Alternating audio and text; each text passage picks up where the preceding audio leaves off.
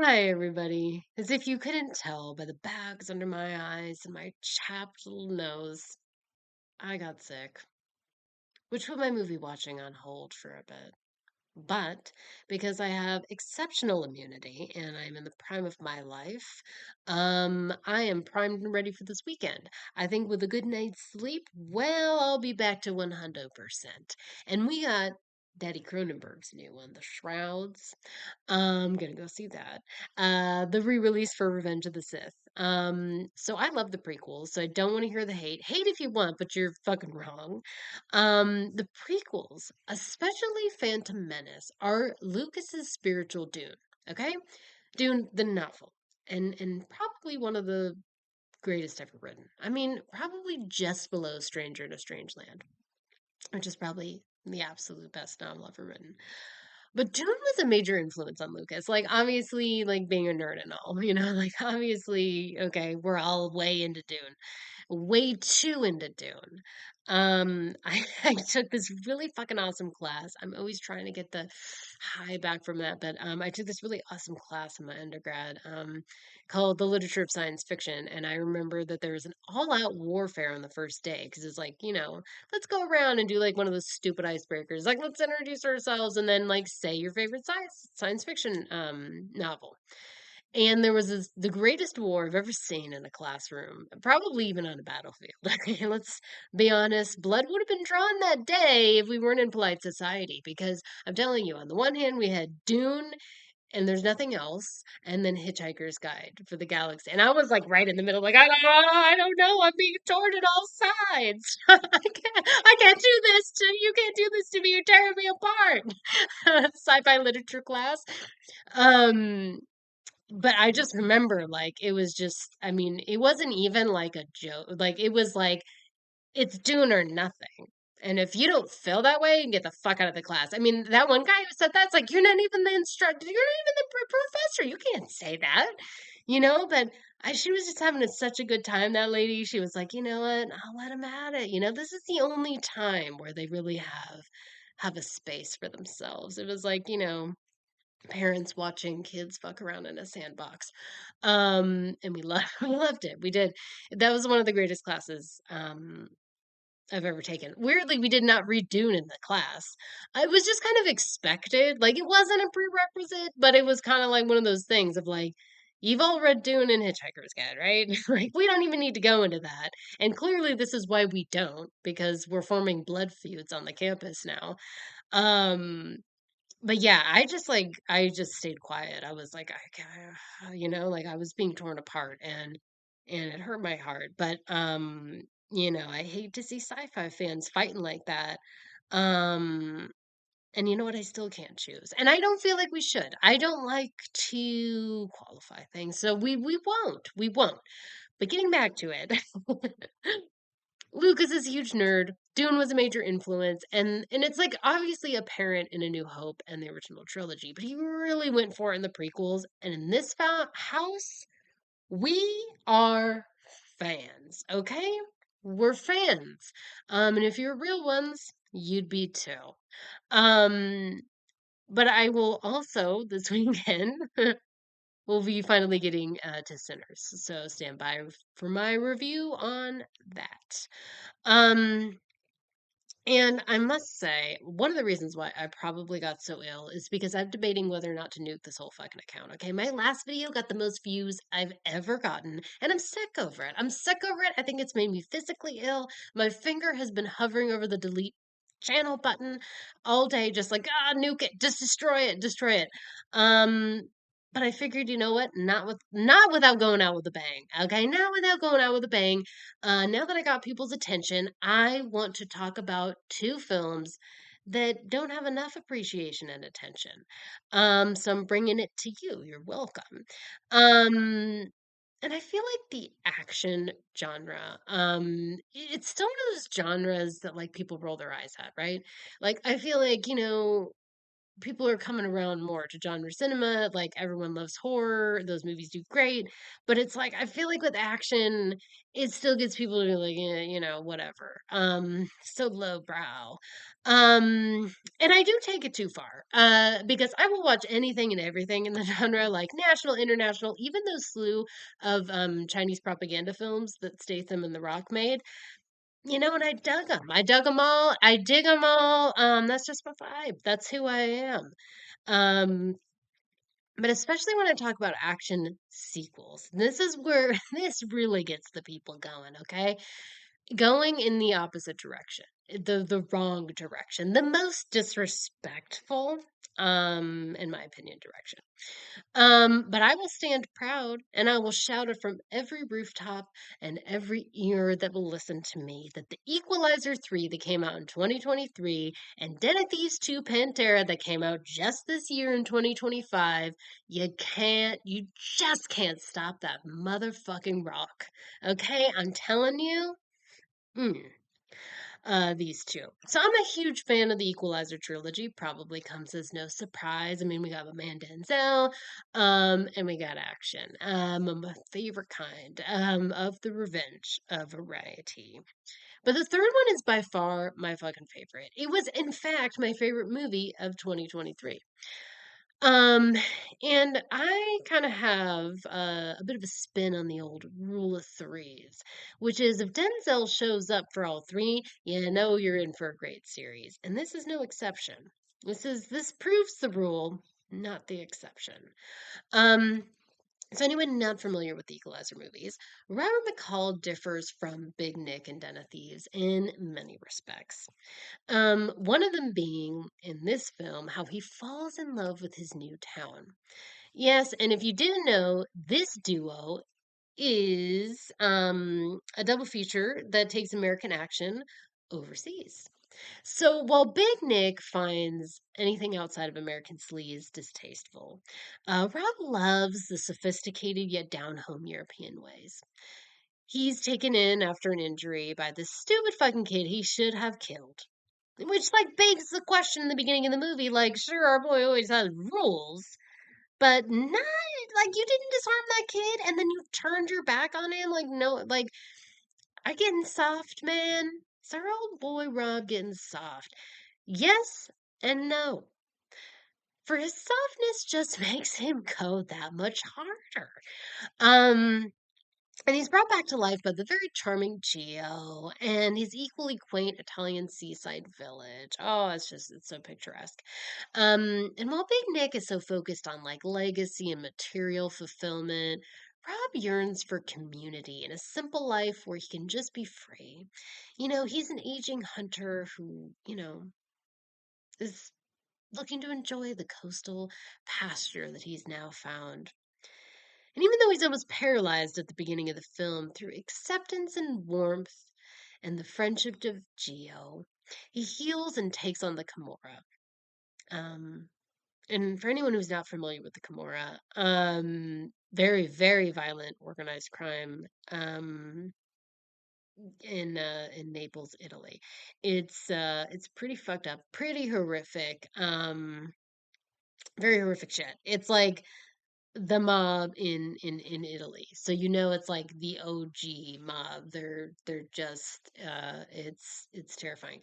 I mean, I think that by national or international standards they were like designated as terrorists, and honestly like what they did to Naples, like yeah, they should be. It's like really fucked up shit. However, I do know about the Camorra that those guys love movies. So if any of you are watching, hi, I didn't mean any of what I just said. You guys are great. I think you're so fucking cool. And don't come after me. We can watch movies together, and just chill. We could just be like cool with each other, I think. So, I feel like if you guys watch a little bit of my videos, like you've come to respect me. So we're good. Me and the Kimura, like this, dude. Like we're good. Um but Denzel, as Rob McCall, he's got to take on the Kimura, okay? And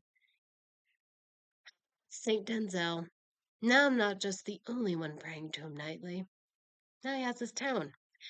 So this town is so exceptional that the Camorra has it in its pimp-like grip, just chomping at the bit to whore it out to wealthy foreign hospitality. And so they shake down the family-run fish market in town, and it's just one too many times, and the son eventually stands up for himself, and god damn it if that place doesn't burn to fucking ground.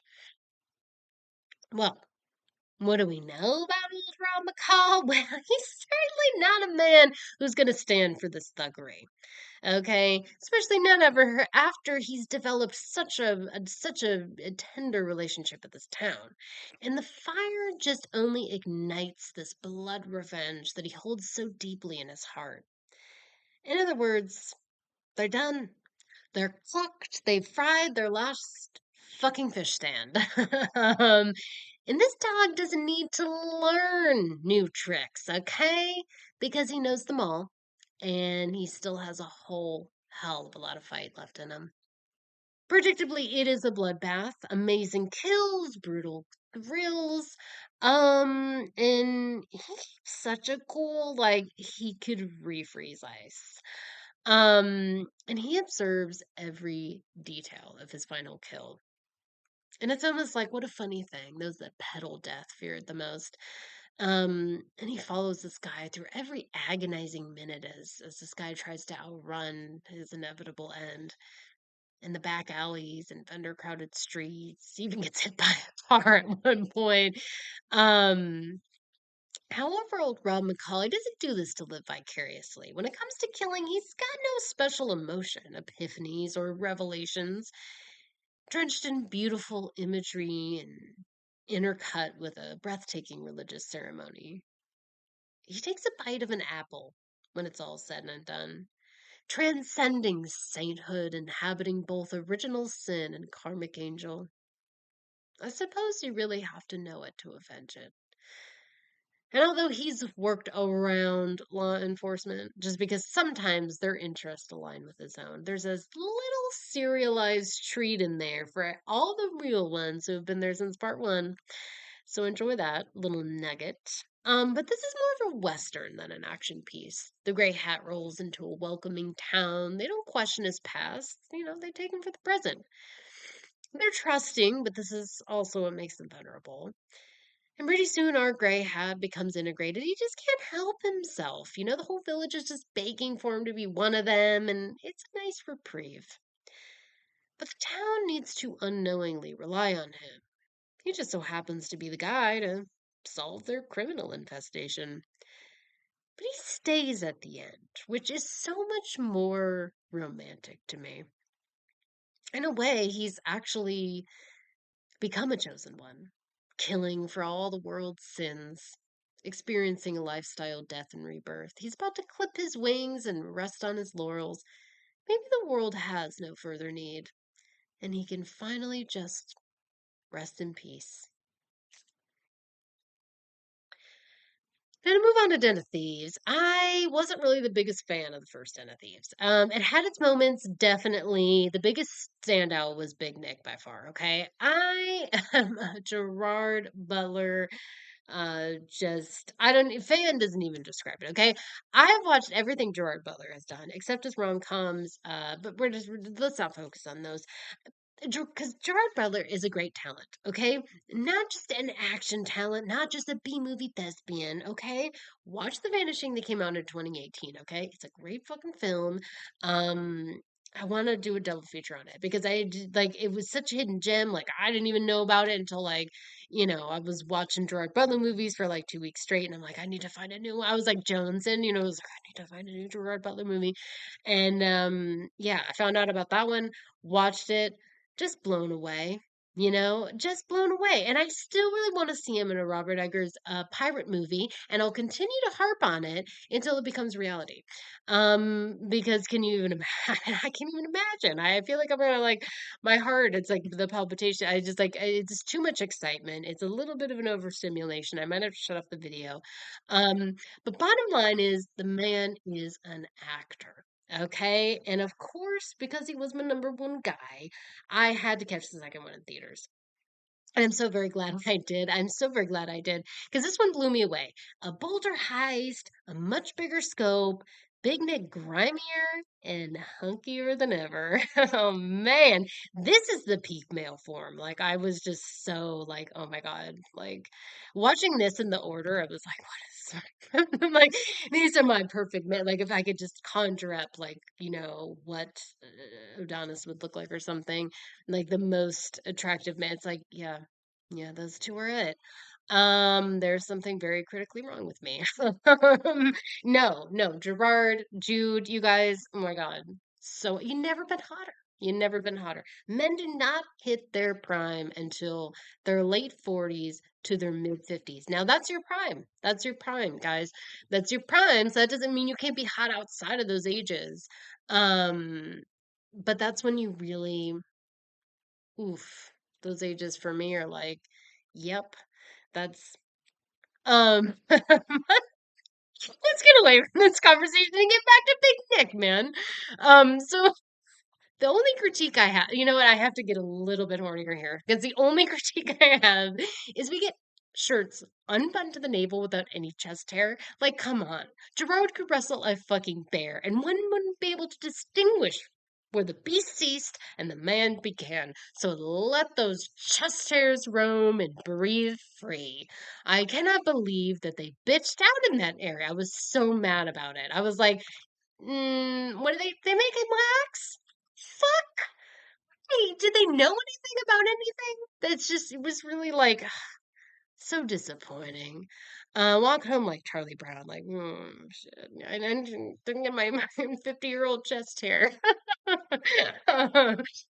But how perfect he is anyway, from his distaste for all things French, except maybe smoking in literally any place humanly possible. Which is, his parents really like that. It's like, damn, it's the wild west of nicotine out there. That's crazy, man. But cool. Um, Cool for Big Nick. And I would hate it. I would hate it. The cigarette smoke gives me a headache. I just don't even think I can even go there. Like France is on the bottom of my list anyway. I feel like, well, I don't know. I don't really get Francophiles. I don't really understand it. Um, I'm more like Big Nick in this way, I suppose. Um, Although I would love to live in an Italian village, though. That sounds very quaint and sweet. Um, but he has this distaste for like all things French. It's like such a great little piece. It's like makes me laugh every time. But he does love the smoking. Um, and then he also has this ability, like in one scene, he kicks two guys' asses while rolling on a lace joint and also dry humping one of those dude's exes, like all up and down the alfresco fucking French nightclub. It's amazing. He's like this sweating Hawaiian clad stallion dominating the culture like it's Big Nick's world, and boy, we're just lucky to live in it.